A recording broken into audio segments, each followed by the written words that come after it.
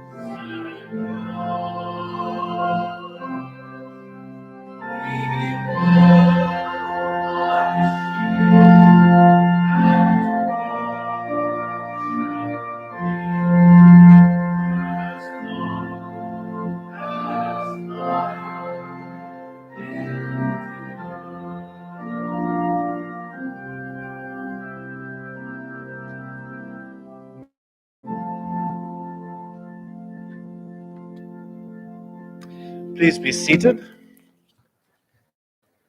Friends, the family has invited Rob Green to bring words of eulogy, and after Rob has spoken, then Bevan will come and read a eulogy written by Pat's sisters, Jane and Anne, and Becky will follow, and then Janine, Pat's daughter from Natal, will be speaking in a pre-recorded eulogy. We'll put her up on the screen, and finally Melody will come and bring words of eulogy. So in that order, please will you come and speak to us. I think this mic is on. Am I right? This one is on? Good. Thanks, Rob.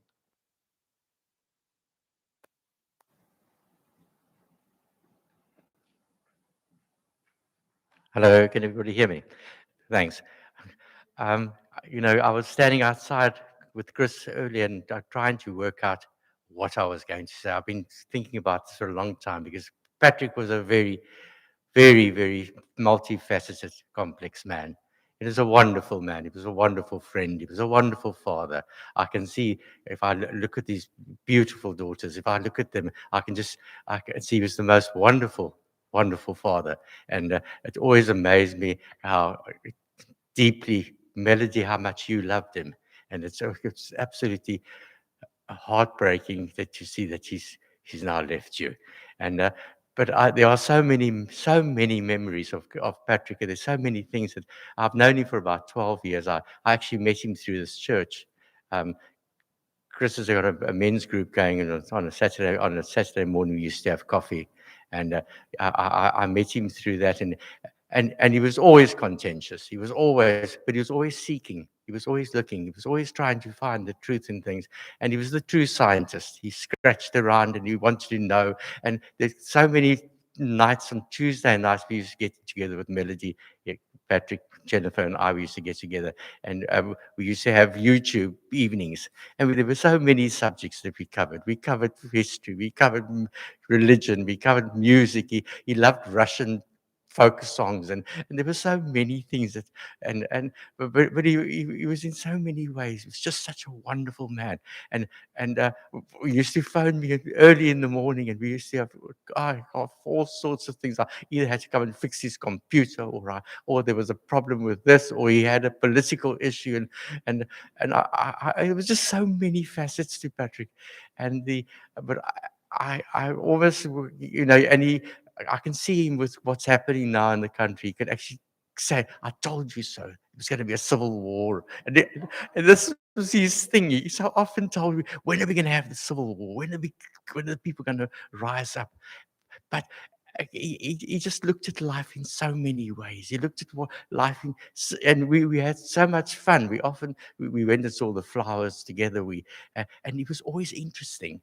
He always had a little. And he knew so much. He knew so much about so many things, and a lot of that he carried over and he gave to Melody. And Melody's got the same inquiring mind, and I can see him when you get to know his children. You can see Patrick very strongly imprinted in his children, in the inquisitive, how much he wanted to know about everything. He always, and he used to phone you, but I think his best friend became Google. He used to ask Google everything, and he used to tell me YouTube, and then he found YouTube, and then recently he got himself a smart TV. I don't know how he managed to work this thing, but I suppose I've got to thank John for helping him get this TV going. And he used to watch the most unbelievable stuff, and he get this call, and he'd tell me about this thing on YouTube, and so YouTube and Google became very much his life at the end. And I'm just so pleased that he could answer so many questions. And as Bevan said, that hopefully the, the, the real question will be answered when he is going to be up there. He's going to be up there with Siggy and with his beloved wife. He was so lonely after she left to work, but I could see that Siggy left his whole family actually was so important to him. And he spoke so fondly of all of them. He spoke with such compassion and so much love with all his family, and you could see that he loved them deeply, and he was a man of deep love, deep love, and I think he's all left all of us a lot poorer. And I will remember Patrick with a lot of fondness, but there are just so many stories. I've got a whole list of the stuff that I wrote down this morning, but I just wanted to say to you, let's just remember Patrick as he was, and he was a wonderful man, and he was a very, very special father. And I grieve with all of you, and I hope that we can all just remember him as he was, a wonderful, fun-loving man who loved to dance and drink and whatever. Thanks.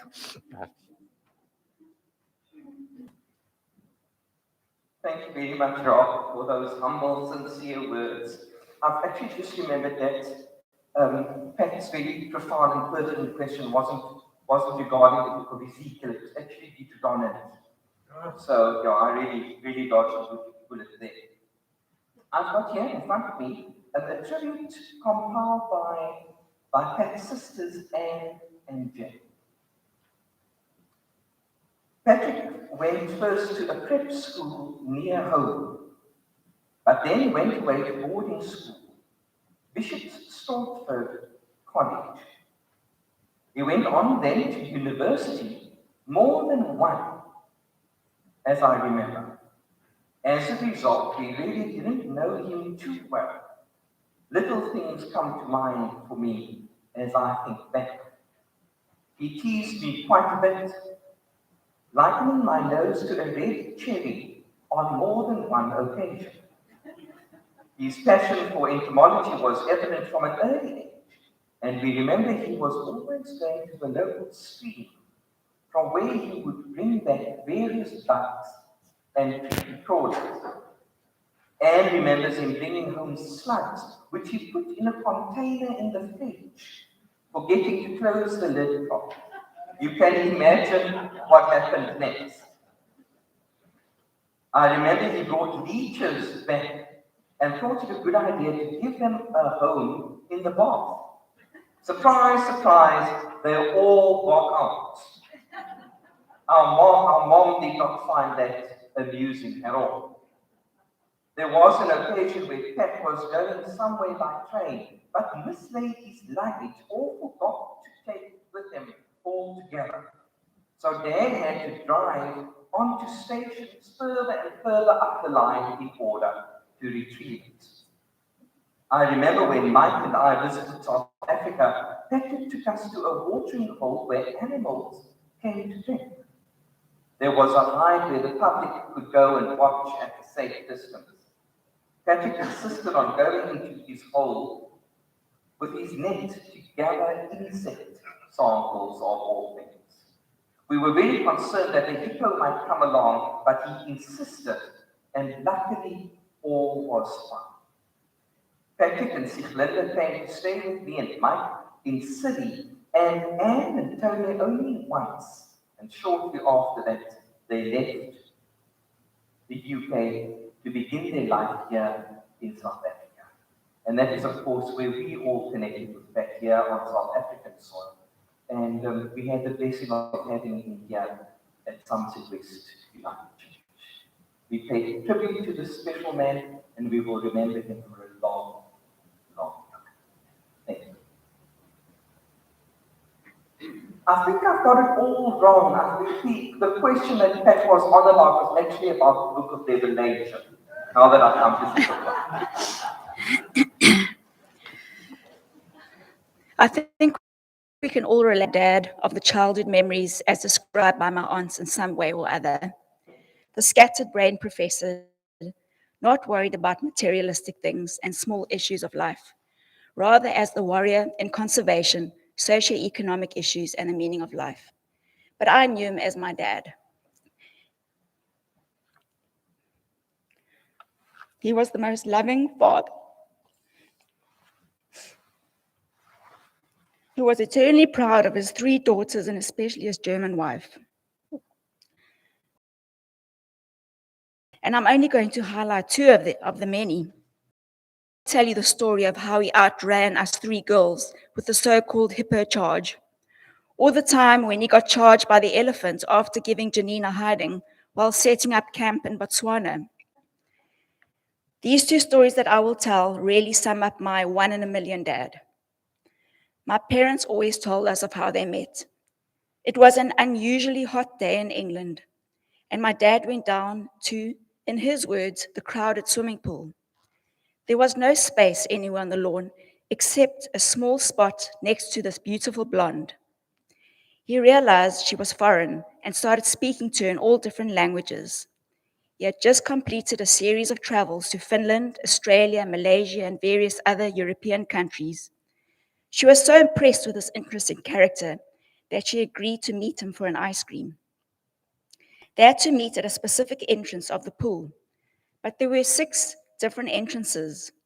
So you can imagine what happened next. My mom waited 30 minutes and was just going to leave when she saw this Englishman with 2 melting ice creams dripping down his forearms running towards her. It was at this moment that she decided she needed to marry him. The rest was history.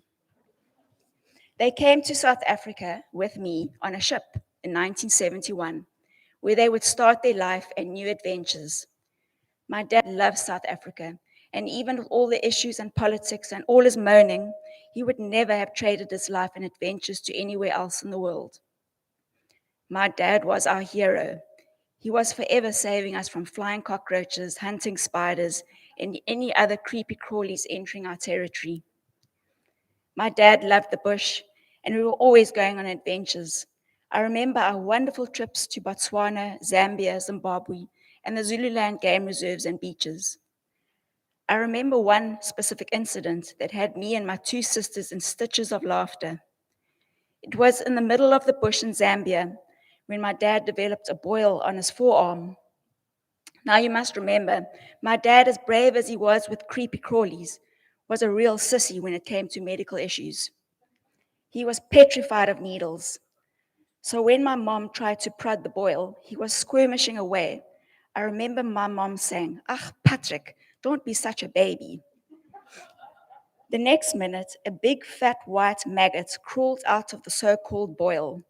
Well, my mother nearly fainted, and my dad went from the sissy to a very ecstatic scientist. He was so delighted and relieved and ran for a specimen bottle to send it to the Natal Museum. For those of you that don't know, it was a putsy fly found in some parts of Africa that laid eggs on clothes outside on the line that burrows into the skin, which eventually hatches as a maggot. Well, these two stories sum up my dad, who was one in a million. So next time you see a bug come past, it might be one of the many that was named after him, Reavell. Spare a thought for this warrior of life, who was never afraid to speak out, and remember my dad, Patrick Reavell. I just want to thank you all for coming here, and I just want to thank all those wonderful messages and the emails regarding my dad. Thank you.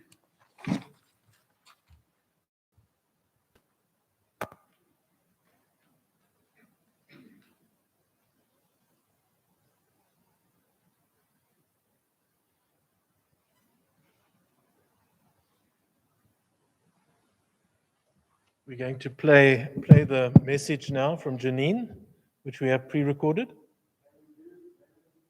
Okay, Melody and then Janine.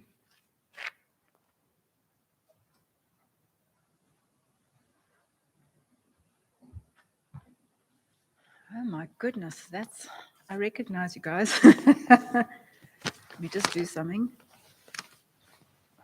Praise the Lord, hallelujah. Can I just lift this thing up? I don't know. John? Okay. I just want you to say that you are a captive audience. So if I start crying at any point, you didn't know, but the government came and put super glue on your seats. So you can't go anywhere. You're stuck there.